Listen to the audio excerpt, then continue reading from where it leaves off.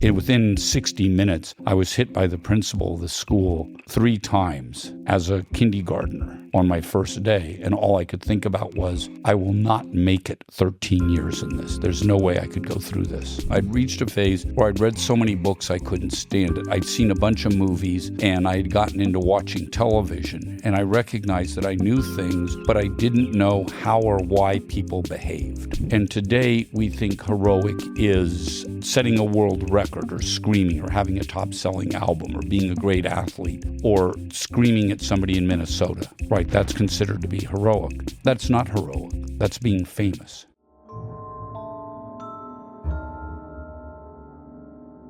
Imagine, if you will, a child brought up without parents, but with adults in the house. You've entered the stair pit zone.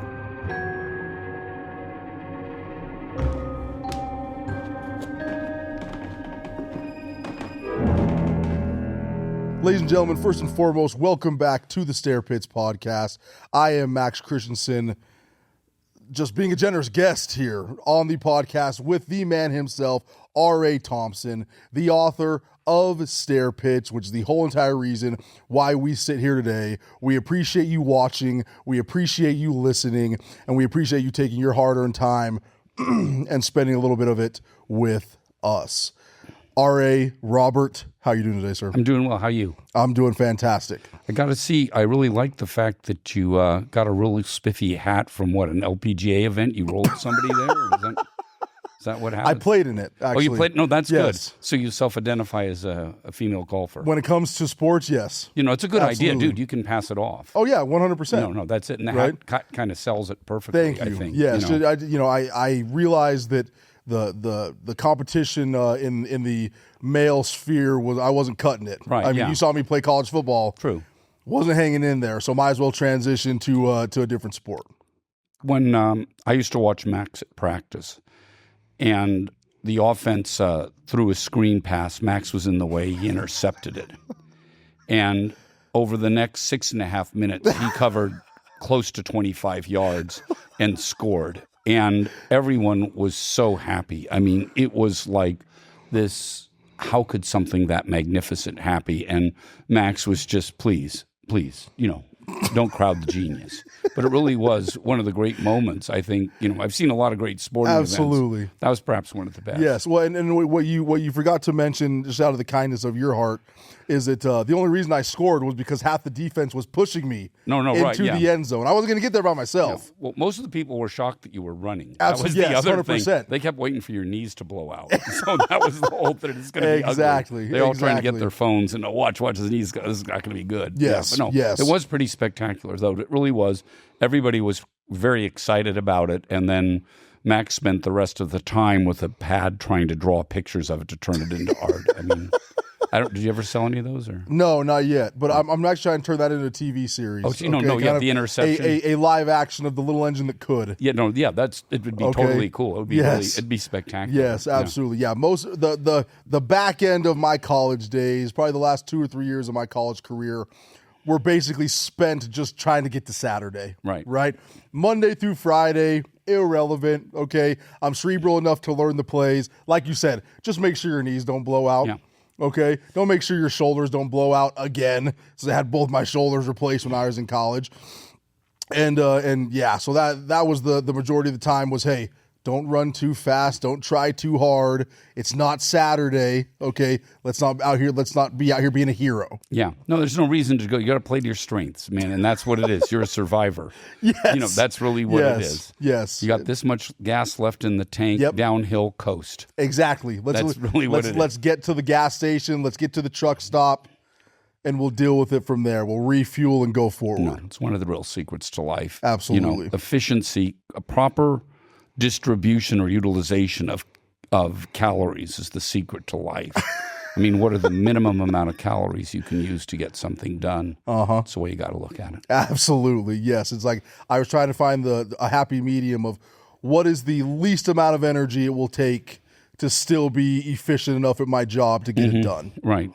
Yeah. No, it worked perfectly. Max was actually quite a good player on it, and it was very enjoyable to watch. The other little thing that I loved the most about it was everybody would come to practice and would kind of sat and chat. Max would walk about 35 yards away from everybody else and would just stare at the morning sun, hoping to get warmth so that he could move. Yes. And then begrudgingly, he would go back and deal with the meatheads. And I think on that team, wasn't your nickname Mr.? Because you were like 42? Exactly. Yeah, right. Yes. That was it. It would Mr., Uncle, Sir. Grandpa, Sir, Yeah, right. whatever. Yeah. I mean, So it was, because I mean, the end of my career, I was 24, I believe, when I got done playing because of serving an LDS mission before jumping to college.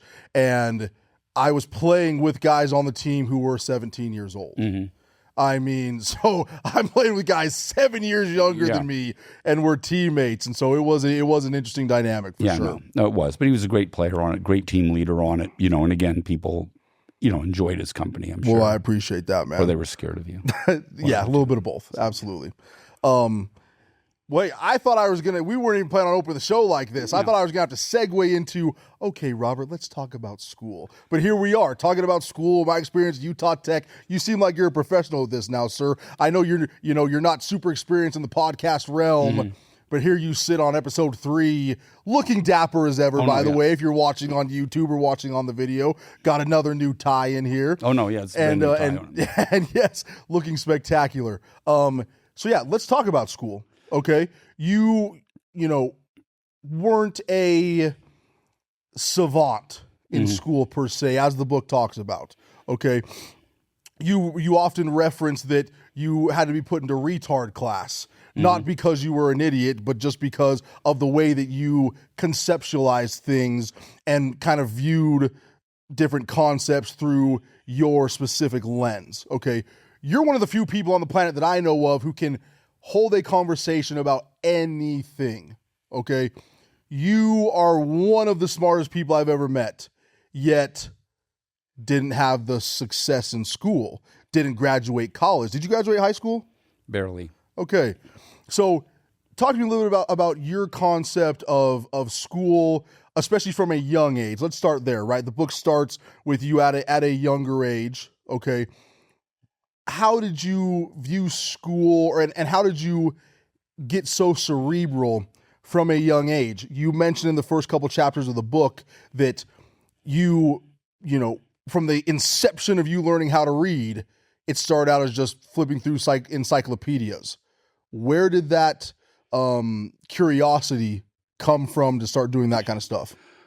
It's an interesting question. I think to give maybe a little bit of framework on it, and it's something that I kind of look at maybe backwards looking at it. My general thought is when you look at children, all they do from the time they're 2 till the time that they're 25 is learn. And the only question is, what are they learning? And part of being sane is knowing what things to throw out. So we're sitting here and the things that I ignore are the beautiful plant behind you because it's not going to do anything. And I know that there's a plant there, but in my realization of this room, the plant has nothing to deal with it.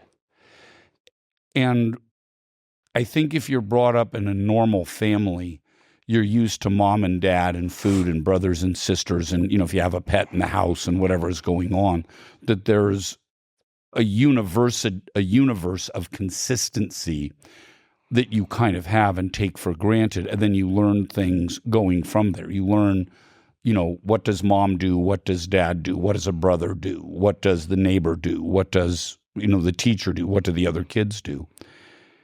And growing up, I never had that. I mean, I was kind of I like to say I was a hostage gift for whoever happened to be taking care of me next, that there was no real sense that there was any specific interaction with any specific person.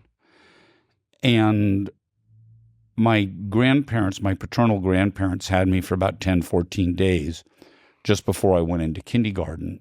And they taught, from that couple of weeks, I learned multiplication, I learned how to read, I learned how to write, I learned how to use 3 primary colors in order to make all other colors. I learned the basics of physics. I I learned all 50 states and their capitals. And that was because my grandparents were teachers, were great teachers.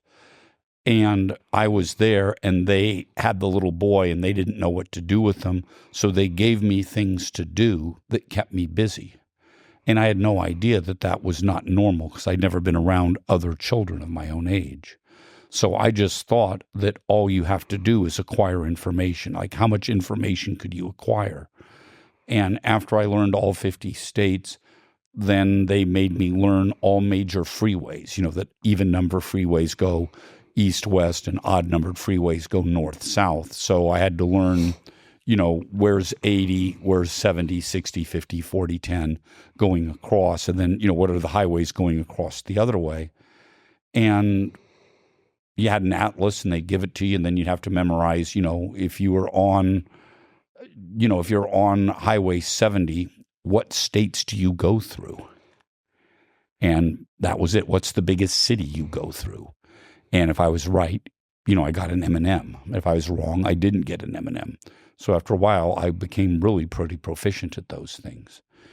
And then when I hit kindergarten, I had no idea what to expect. I was kind of exciting about school. I think, well, maybe this will work out. It'll be a really good gig. I went in there, and it was just so totally frustrating to me. I couldn't believe it. And in the book, I talk about how, I was hit by within 60 minutes, I was hit by the principal of the school 3 times as a kindergartner on my first day. And all I could think about was, I will not make it 13 years in this. There's no way I could go through this. And I think when school wasn't, for me, school is much more of a prison kind of a situation that was there to retard my learning, not to enhance it. And so I just took it on myself that I liked knowing things. And I liked that if I knew things and I could interact with humans, I could interact with adults, I could have conversations with them, and I could be somewhat useful. Unfortunately, I've had conversations with kids, trying to talk to a fellow, first grader about, well, what do you think is, name 4 cities in the United States that begin with the letter D. Okay. Well, what do you mean? Oh, never mind.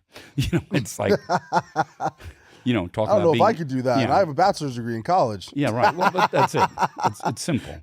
Think of football teams, and you'll get a couple. Okay, there you go. Yeah, yes. Right, yeah. So it is easier once you frame it correctly. Yeah. Well, hey, I won't lie. The very first city I thought of was Denver. Denver, right? Well, it's close tied to us. to Yes. the Broncos. Right. So. Yes. Yeah. Right. That's one of those things. And then Detroit is another. There one. you. Okay. Yep. There it is. And then the other city in your home state, Dallas Cowboys. Worst team in America. That's right. Okay. Yeah. I'm trying to think of one more. Being on the spot under these white lights. Oh no, it's a lot of things. You're being. Where were you Where were you at 6 o'clock on the night of the 15th? I would be horrible at being interrogated. I wouldn't be able to hold anything back. Let's see. It's the capital of Delaware. The capital of Delaware? Mm-hmm. Oh, I don't know that one. Dover. Okay. Wow. Look at that. So so the answer is, not only does it not work as, a first grader, it doesn't work when you deal with, well, it doesn't matter. We're trying. Max will get the question right from now on. Yes. I'll do some pre-studying before coming on. Yeah. People go up to you in the store. You're the guy that doesn't know the 4 cities. Yeah. Exactly. That's the one singular clip that's going to go viral from this whole thing. Yeah. And then that's how I become famous or infamous either way. Yeah. You mentioned getting an M&M every time you got a question right. Okay. So let me ask you this. Did that turn into kind of a Pavlov's dog theory, where now anytime anytime anyone asks you a somewhat cerebral question, your mouth starts to water a little bit for an M&M? Right. Well, I do like that. I mean, Lord knows that in the conversations that we've had, I I look at everything as a chance to deconstruct things. Yes. The Which is second good. that somebody tells me something, the first thing that goes into my mind, and it's largely from teachers, I assume that the person doesn't know what they're talking about, and everything that they said is either wrong or a trap. Oh, wow. Okay. Because, paranoia is one of the great motivators in the world. It keeps you right out there. It keeps you sharp. Yeah, that's it. Yes. If Absolutely. you flinch, I thought you were going to hit me, but I'm over it now. But no, so to me, it's that it comes down to deconstruction, right? I mean, what is it at the end?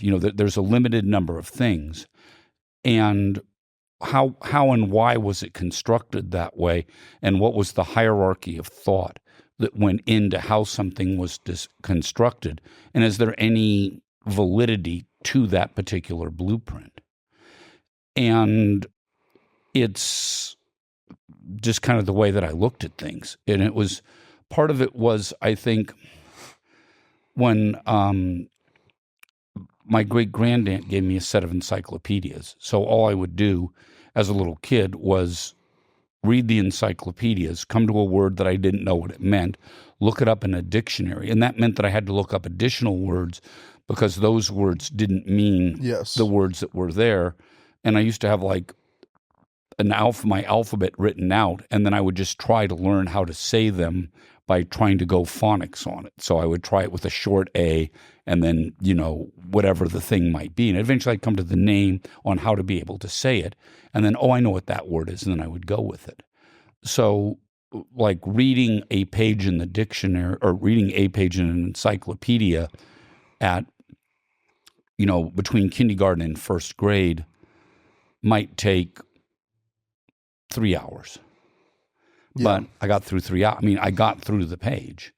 And then the thing that I learned was that, if you're reading about Jefferson, here, then later on you read about the Louisiana Purchase, and almost everything that you learned about Jefferson constitutes 20% of the Louisiana Purchase. And everything that you previously learned about the Civil War also ties into the Louisiana Purchase. And pretty soon, the idea is, when I think of things, it has to relate to something else. And I try to think of all the different ways that it kind of just relates to things. And so that was kind of the way that I thought about it. I didn't have, any other kids to kind of change my thinking on it. And then when I would look at other people that didn't have the knowledge base or couldn't do free association, it was like, okay, why are you that way? How come you can't do that? And it was really a bizarre feeling for me because it was like we're all on the same planet, but we have absolutely nothing in common.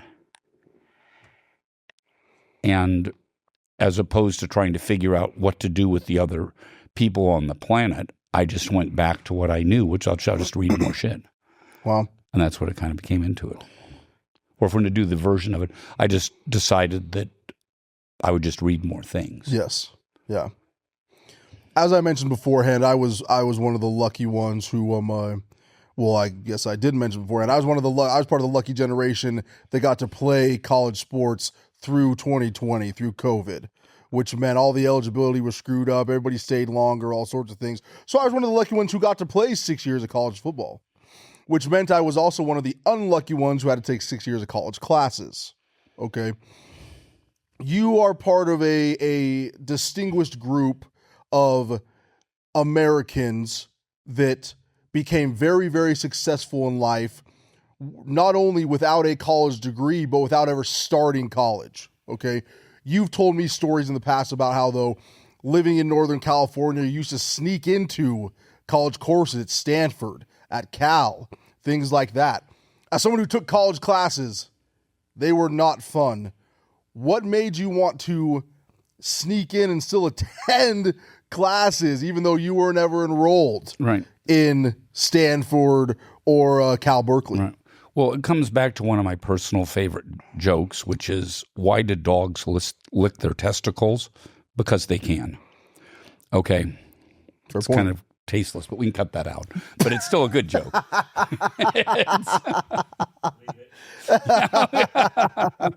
Yeah, okay. So anyway, back to the dog thing. Yeah. But to me, it was like there was nothing else to do. I mean, what was I going to do at that point? And I figured I could learn things. I got to the point that I'd read so many books. I'd reached a phase where I'd read so many books I couldn't stand it. I'd seen a bunch of movies, and I'd gotten into watching television. And I recognized that I knew things, but I didn't know how or why people behaved. And I knew how actors behaved, but I had no idea how humans behaved. And so I figured if I just would hang out, like at first I would just hang out on Berkeley, on the campus, and you'd listen to somebody talk about how a class really blew their mind. And it's like, well, okay, and the guy was talking about a philosophy class. Well, I guess I'll go take a philosophy class. And I knew enough about, the foundations of Greek culture that I could guess, Plato and Socrates and a couple of other things. I mean, I could kind of piece that together. But I thought, well, that's cool. I'll just sit in on the class. And I sat in on the class, and I got maybe 20, 30% of it. But I thought it was real interesting. So the class ended, and the same class was being offered in the same building, in the same room. So I exited the classroom, the auditorium, and I just went right back in and watched it again. And that time I knew more. So at that point, I had gotten about 60, 70% of it. And then I went to the bookstore, and I got the book, and I read the book. And then 2 days later, I went back to class, and I understood it. And then the more I understood it, the better it was. And then they would occasionally ask questions, and I could answer the questions. And then from there, I took a logic course. I started taking logic courses, and then I started taking pre-law, and then I took American history, and then world history. And that's what I would do. And it was great because you just go into the class and sit and take it, and then you could get the textbook, and you could read it. And if I showed up there at 7 o'clock in the morning and I, would go home 9:30, 10, greatest deal in the world, man. It was like reality television, the best reality television you could ever have. And every day I felt I was smarter. I felt I was better at it. And when I finally got a license and could drive, I would go and spend, 3 days at Berkeley and then 3 days at Stanford and 3 days at Berkeley and 3 days at Stanford. And if I spent 3 at one, I'd spend 2 at the other. I'd just take classes. And it didn't bother me. Whatever the class was, I'd just take it. Mm-hmm. And at a certain point, I wished I could have turned in papers. I knew I could have passed the tests, but I wish I could have turned in papers. But I would just talk to people, and it would be obvious that I was younger or something than everybody else that was there. The only people who would talk to me would be Asian students because I was about the same size, and they were happy to see, a white dude that was small. Yeah. But, we would talk about things, and that would be about it. And that was spectacular. And the other guy that I had met there was, I had met a guy who was a junkie who had previously been a professor of philosophy at the University of Missouri.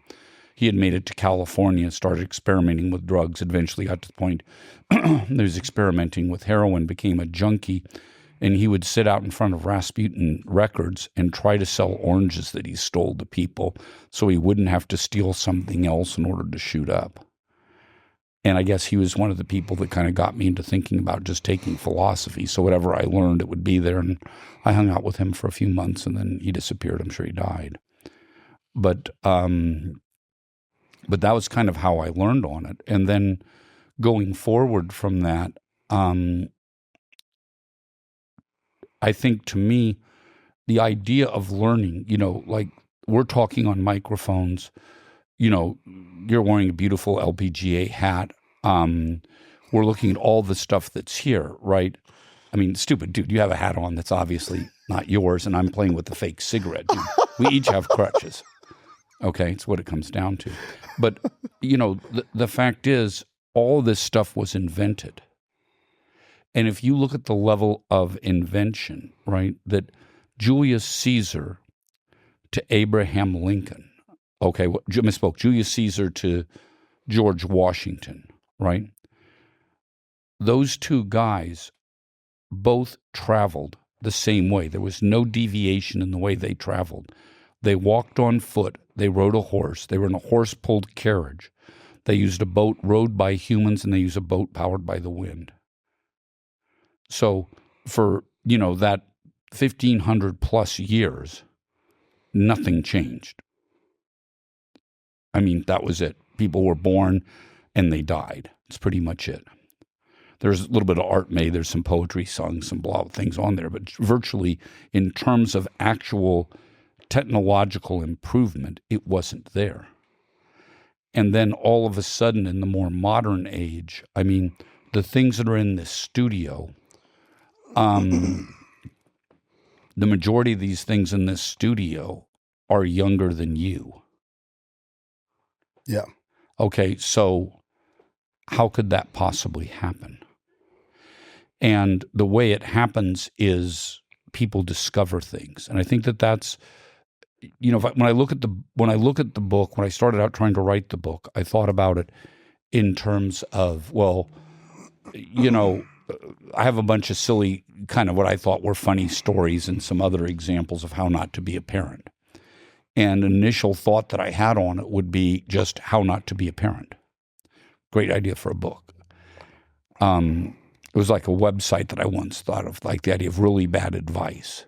And people could go to it and you could put in your problem and then the machine would give you really bad advice. And my really bad advice was get drunk was one of them. Get drunk and hit the person, and then get drunk and tell the person what you really think. Because those are basically the worst advice that you can give people. And I thought, it's pretty simple, but it's a one-joke thing. No one would ever laugh at it. Nobody would ever use it. People that did use it then sue me. Wasn't going to work out. But that idea that in today's world, we have all of these amazing inventions. And it used to be the call to adventure was seeing what's on the other side of the hill, or what's down the river, or what's in the ocean. I mean, that was it. I mean, that was the call to adventure. What could you do? And they were stunning. They were amazing. You had to have skill. You had to throw everything behind to all of a sudden find out what was on the other side of the hill. And then hopefully you'll be able to make it back, right? Today, there's no risk. I mean, you don't really have to risk. You can invent something. And the problem with it is people don't use the right focus, right? So if you look at let's say Scripture as an example, the idea of the Good Samaritan is like maybe 3 or 4 verses maximum. And it's the story of somebody giving somebody water when they're suffering. Okay? And it shows that somebody giving water when they're suffering is a great story to begin with. And that if you're giving it to God and you're trying to alleviate God's pain, then that shows a compassion that you're trying to do something to a higher power, which, is another story. But if you're just going to look at the simplest story of, can you give water to people that are thirsty, or can you give comfort to people that are suffering? That's heroic. And today we think heroic is, setting a world record, or screaming, or having a top-selling album, or being a great athlete, or, screaming at somebody in Minnesota, right? That's considered to be heroic. That's not heroic. That's being famous. And the reality is the most heroic thing is showing a child how to tie their shoes. The most heroic thing is sacrificing yourself so that somebody else can do something. Because if you look at it, in most people's lives, it goes like this. You wake up and a bunch of shit happens, and maybe you have a treat, and then you're too tired to do anything and you go to bed. Okay? And if you can take this into nothing happened and somebody, said good day to me and smiled at me at Starbucks, and all of a sudden, you're feeling like crap and somebody said hi to you and smiled or said good day. Well, all of a sudden, in terms of the good things that happened in your life, you're like the Mount Denali or McKinley in the middle of a field that has nothing in it, right? That's all that it takes. It takes very little to be a hero. But in the world of social media, we want to be the hero that did something amazing. We don't want to be the hero that did something simple. And the reality is, being the hero that does something simple is the natural extension of reflecting God's love. And that none of us want to reflect God's love. We all want to be a hero. We all want to be special. We all want parades given to us for whatever the hell it is that we did. And the reality is, we don't need parades. What we need to do are just the simplest, best things. But nobody wants to do that. Everybody wants something much bigger. But the reality is, small things make all the difference. And the less you do, the greater the impact. And the idea is not to bring grandeur to yourself. The idea is to allow the other person to go forward and then just see what that person can do. And when I look at taking that back to school, at one point I tried to learn German. And my reason for trying to learn German was I wanted to see if the words they used in World War II movies were actual words versus just sounds. So I learned that bist, für, gegen, ohne, wieder are the prepositions that take the dative in German.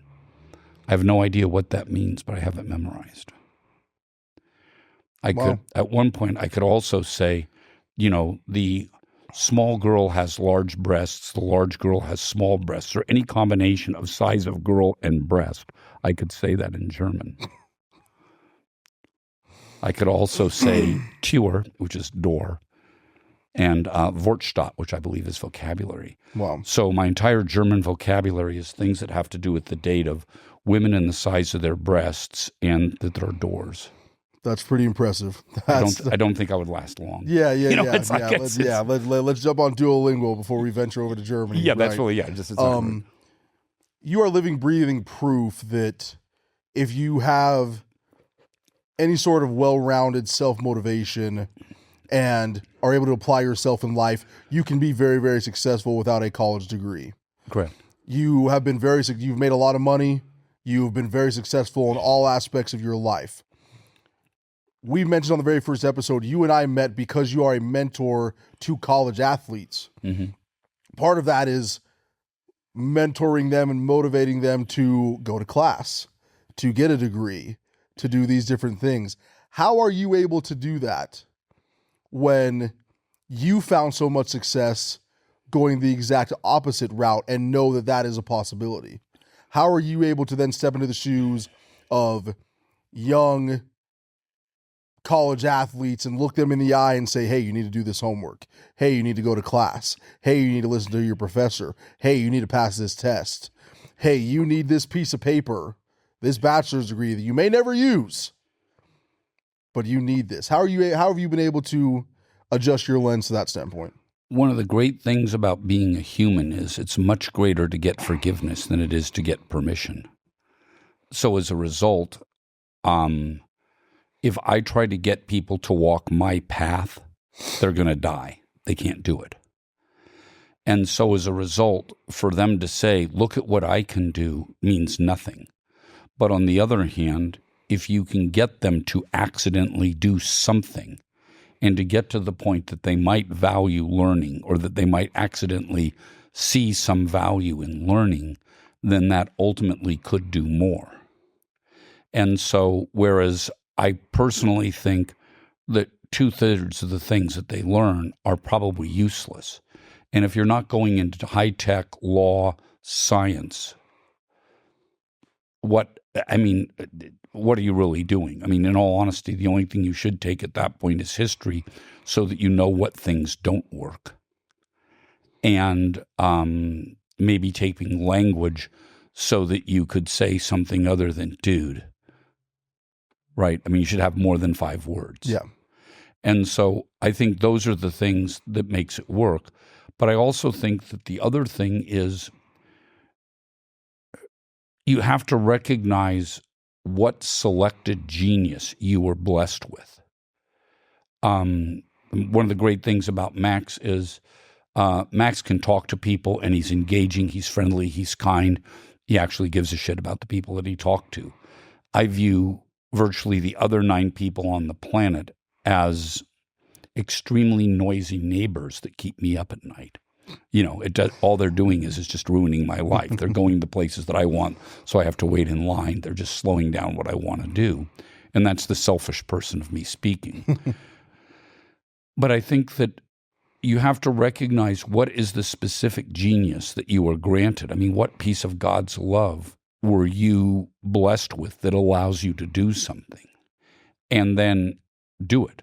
I mean, it doesn't mean do the thing that you love. It doesn't mean do the thing that it's easy for you or that you're initially good at, but do the thing that challenges you to become better than you are.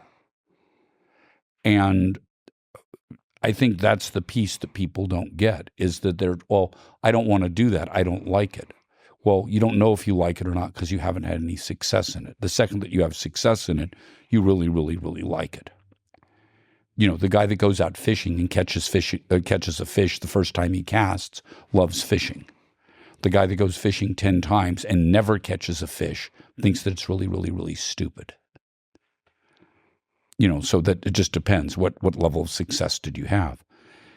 And I think that in trying to get people to go to school, when you look at people who were maybe given built-in excuses for not knowing things because they had other skill, trying to give them at least the discipline to do something that doesn't have an immediate payoff for them is a great gig. And I think the other thing that I like tremendously is that when people say, well, everything that they're learning has no value. And if you go back about 6 or 7 minutes, I basically said that, and it's true. But at the same point, in most people's lives, you don't know what you're going to be doing. And as a result, if you don't know what you're going to be doing, the information that you develop today, you don't know the value of it, right? You don't know what it is. I mean, if somebody today, like for instance, today, if you remembered all of a sudden that Dover had something to do with Delaware, and you meet somebody tomorrow who's from Dover and you talk about it, and that guy, says, oh my God, I was looking for a former D tackle, to work in my company, and all of a sudden the guy gives you a great gig. Well, I mean, what was the value of knowing that Dover was the capital of Delaware? You don't know. Yeah. That's unlikely to happen, by the way. Let's hope so. Yeah, well, probably it isn't. Even if you hang out in the Dover airport, it's not going to happen. Absolutely. But that idea that no one knows the value of the things that you learn. And then all of a sudden you learn something and it's like, wow, a miracle. And so that I think is the biggest piece, is that you don't know what thing to pick up. We have no capacity. And since we don't know what we're going to be doing, we don't know where we're going, we don't know anything about it, our capacity to successfully identify the things in life that are meaningful are non-existent. I mean, you have no concept. And so as a result, you should at least have some awareness, a little bit of awareness for everything. Like an example, I drink warm coffee out of a straw. And the reason that I do that is twofold. One, it looks cool. No, it doesn't. I might pretend it looks cool. But no, it's the fact is that this way, when I drink it, there's less of a chance that I'm going to spill on my shirt, suit, or tie. Number two, the coffee now hits the back of my mouth and it doesn't further stain my teeth. Okay, so understanding how a straw worked, I mean, I wish I would have thought about it earlier, but I saved the further yellowing of my teeth. When the dentist looks at my mouth and he sees that, the back, my molars, the inside of my molars just, look like there's some decaying tusks, on some prehistoric elephant. I mean, they're in good shape. They're just hideously coffee stained. And he goes, well, what happened to your mouth? How come it's because I drink coffee out of a straw. And he goes, well, why do you drink coffee out of the straw? So the front of the teeth don't look as bad as the back. Mm-hmm. Well, that's a good idea. Well, yeah, of course it's a good idea. But the thing is, people don't think about it in those terms. It's like, what is the thing that you could do today, that you could come up with, that you could develop today that makes the world a better place? And it doesn't have to be big. It rarely is big. It's almost always little. And I think that's the piece. And if you look at it like in the book, in the early stages, one of the more bizarre characters is Mrs. Blackman, my beloved babysitter. And Mrs. Blackman, although very, very bizarre, is arguably the person who provided me with life. And what she did was, her idea of babysitting was she would take me to the zoo. And this is like kindergarten age, pre-kindergarten, kindergarten age. And she would drop me off at the Fleischacker Zoo in San Francisco and told me just to walk past the ticket takers and go into the zoo. So I would go into the zoo, and then she asked me, I could tell time, and she said at 4:00, meet me out here and I'll give you a ride home. So she'd pick me up at the house to be babysat.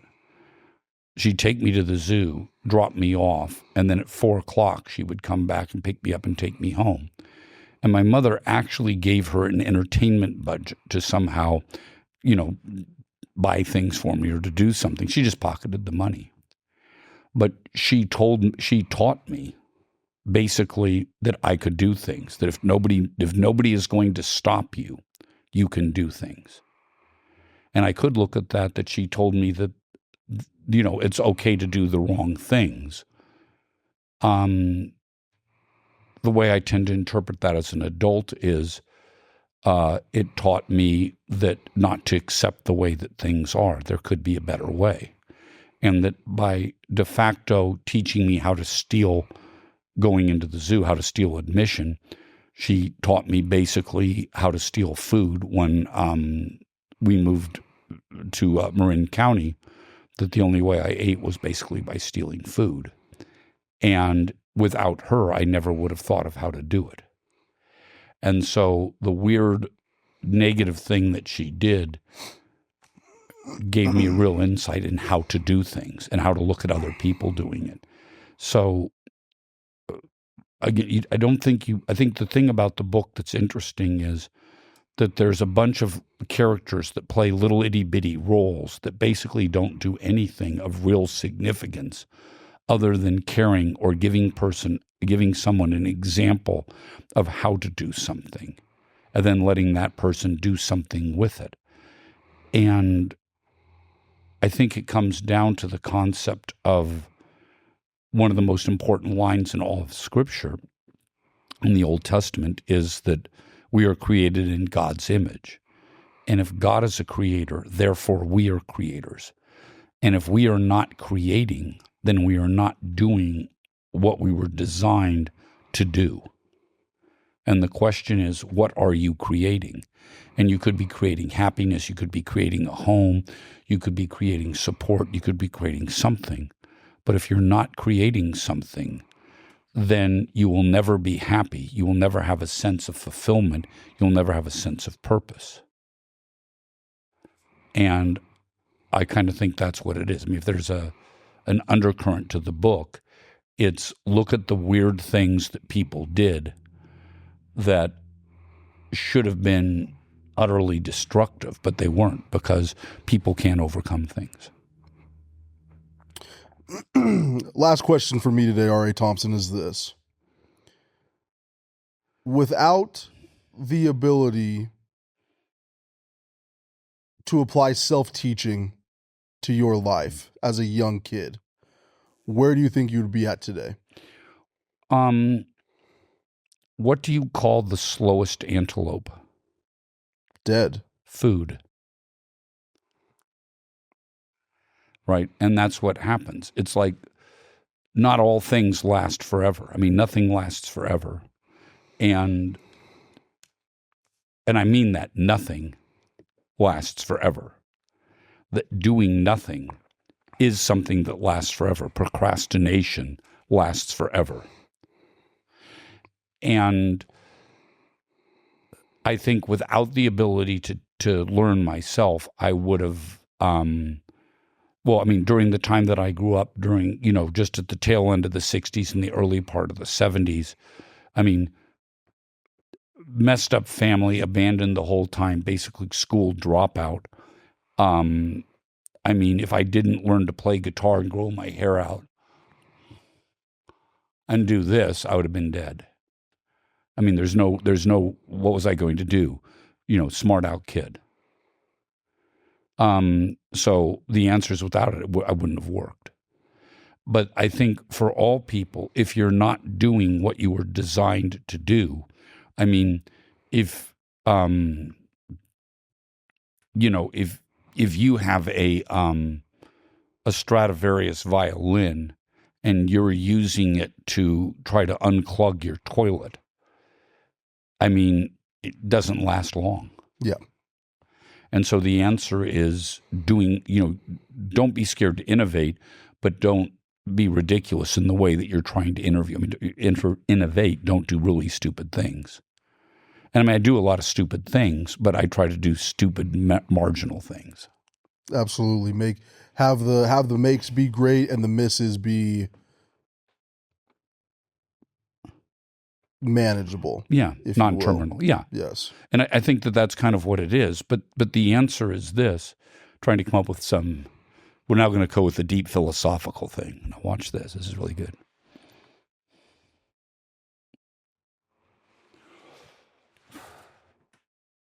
Max, my young friend, it's almost as if we fail our way to success. Boom. There it is. There it is. Yep. But no, I think that's true. I agree with that.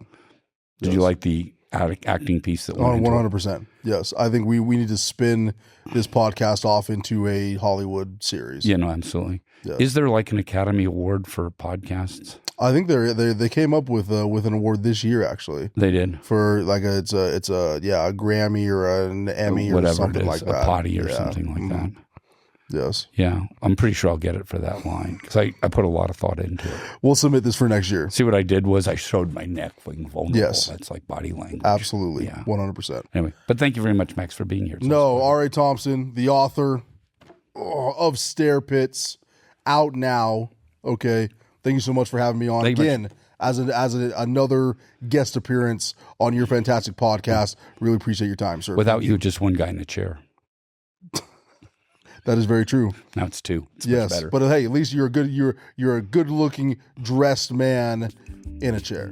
I feel like I could sell funeral homes at this point. Wow, that would actually be pretty impressive. You're going to die someday. Have a good day, all.